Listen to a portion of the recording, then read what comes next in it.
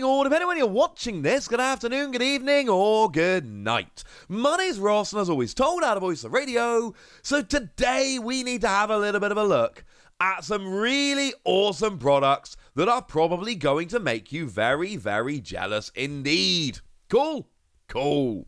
You see, some products have been revealed for Hong Kong and Taiwan, which I want these products to be made available over here, and I'm genuinely a little bit sad that they're not. Starting off with the Trainer Deck Collector Set gift box, which is coming out on November the 4th for 195 Hong Kong dollars. Shout out to lovely Primal Lugia for helping me find this information. Primal Lugia, as I've said many, many times before, one of my very favourite people in the community, just a lovely, lovely person. And 195 Hong Kong dollars comes out at $25. Or if, like me, you're in the UK, $22.50. That is not an expensive product at all. What do you get here? You get all 7 autograph cards.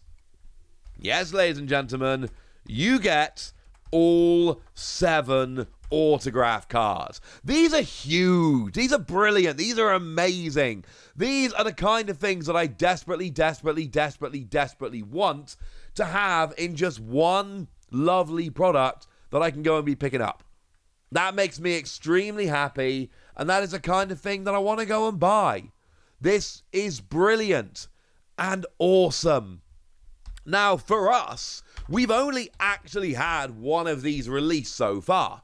That's literally it. We have seen the release, and it's very lovely. We have seen the release of Marnie, that came in the Marnie Premium Tournament Collection, and that's a really cool box that I know a bunch of people were able to get hold of, and that's lovely. This is another one that was kind of scarce, but it was around. It was all right. I think it wasn't perfect by any stretch, but just anecdotally, from my experience, pretty much everyone I knew that wanted to get one of these was able to get one. I'm not saying it was massively readily available or super easy to find or anything like that, but I am saying that from my experience, most of the people that I know that wanted to get one of these were able to get one. It wasn't massively out there, but it was at least available, and that for me is a pretty good thing.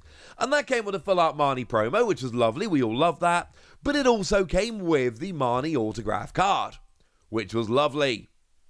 Now, I would say that we're waiting for the rest of them, but that's not actually strictly true, because we have had pretty much confirmation that the other 6, the ones that we're missing, are coming in the special set 12.5, which we're expected to get in January. Remember when Worlds happened, the Japanese players were sent a list of a bunch of cards they were and were not allowed to use because, they hadn't been released in other countries? And they did have, these cards were given listings essentially of how, I suppose, set numbers in English. So we were basically told, they're in Sword and Shield 12.5, which is how we know that we're getting them in that set. Now, Japan actually had to buy all of these separately. So they had the first lot of autograph collections, which featured Marnie, Beedie, and Hop, which were kind of lovely. And then they had the second lot, which featured Bee, Leon, Nessa, and Raihan. So they were kind of cool. And Japan, you had to go after them. But actually, the second lot of 4 was a bit awkward. Now, I can't remember the first lot, but the second lot definitely was sold by a lottery system. And what that means is that in order to actually get these, you had to apply to the lottery on the Pokémon Center online. Then you had to hope to be picked. And then you would actually be able to go and buy them for RRP. Which is kind of awkward, honestly. And a lot of people, as you might expect, missed out. And that's a little bit sad. And nobody likes that. But it's the way it is. Like, not everyone can go and win a lottery for everything, so it's a little bit sad. But even if the point is, even people that were living over in Japan didn't just have easy access to these autograph cards. It wasn't that easy to actually go and find them. We've had one of them released in a product that was moderately hard to find and is now borderline impossible to get for a decent price. And then the last 6 are coming in the special set, we think. But over in Hong Kong and Taiwan, you can just go and buy this product, and this product just has all 7 of them in one. Like, I can't be the only one that thinks that's amazing. Like, if they release this in English, I would go and buy this in a heartbeat, ladies and gentlemen. I would run. This would be amazing. So yeah, getting all of those in one box, just absolutely ridiculous. They have also revealed Paradigm Trigger, I should say, in Hong Kong and Taiwan. We don't need to talk too much about that. It's Paradigm Trigger. It's going to be exactly the same as Paradigm Trigger is in Japan. And we know this, incidentally. The Hong Kong Taiwanese sets, they are exactly the same as we see in Japan. So we don't need to worry too much about that. They are just the exact same products, which is kind of nice. Honestly, I dream of a world, and I know it's not going to be easy, all right? But I do dream of a world where we just get the same sets as Japan at around about the same time as Japan, and there's no mucking about. I know that's not likely. I understand that. I can accept that. But I do dream of a world where we get the same sets, and that's kind of lovely. Now, the last thing that's going to be revealed for Hong Kong and Taiwan are these V-decks featuring Charizard and Mewtwo and Pikachu. Now, these are kind of interesting because Japan have had a whole bunch of these V-decks. That's not particularly, these aren't particularly new or interesting or exciting or any of that. They're fine, brilliant. What is interesting and exciting is that Japan have not had these V-decks. These particular V-decks have never made their way over to Japan. Now, interestingly enough, Japan have had a Pikachu V-deck, but it was a different Pikachu V-deck. I know, these are a little bit weird. So, yeah, these seem to be products which are made for Hong Kong and Taiwan rather than being for Japan. Now, I'm fairly sure these haven't been released in Japan. As always, if I'm incorrect about this, please do let me know. I will happily correct myself.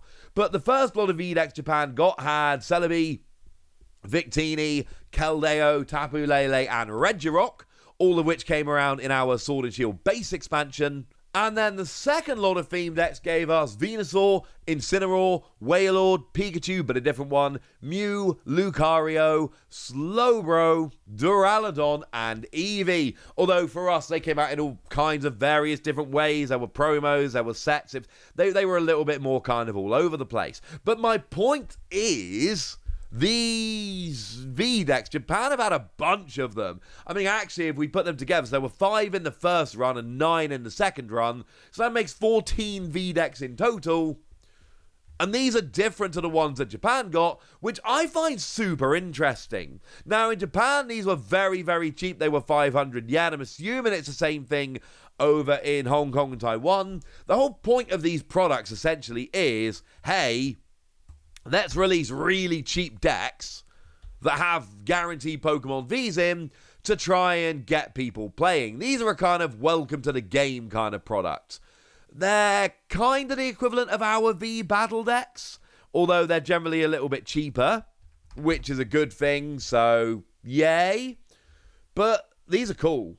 Obviously, we know that the Pokemon trading card game now is coming to mainland China in simplified Chinese. That's not the case. These are still, I believe these are traditional Chinese products in Hong Kong and Taiwan. But it's a good place to try and grow the game. And decks like this are going to be great. For newer players, these kind of decks are just awesome. So I'm a fan of these, honestly. I would love having these super cheap decks being released over here with guaranteed Pokemon V. Just, making it easier for people to jump on board. And in terms of Pokemon selection, because we do need to mention that quickly, Charizard, Mewtwo, and Pikachu, they are not mucking about with the selection of these Pokemon. They are going straight into, hey, who are literally the most popular Pokemon around?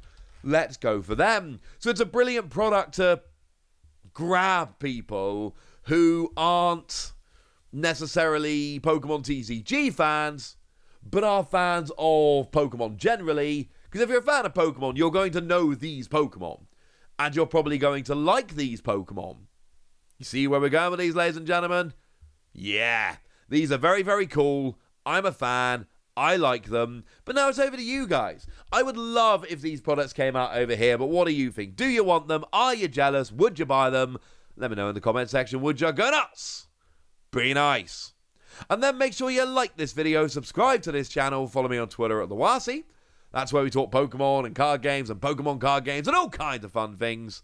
And please do consider checking out patreon.com/PTCG Radio, where you can support the channel, get some bonus podcasts, where I answer all of your questions. You can join a Discord to chat with us, and you can get shout-outs on the videos, like the lovely Tobias DePrato, who's been a supporter of us for a little while now and is a very lovely person. So thank you very much for being a very lovely person, and thank you very much for all the support.